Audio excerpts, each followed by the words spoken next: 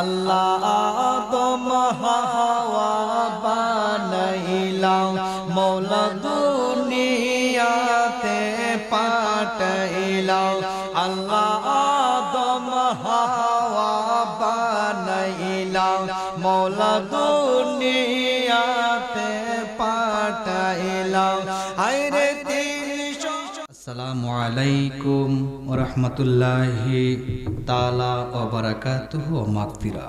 ওয়া আলাইকুম আসসালাম ওয়া রাহমাতুল্লাহি। মাইকের আওয়াজটা তুলে দিবেন।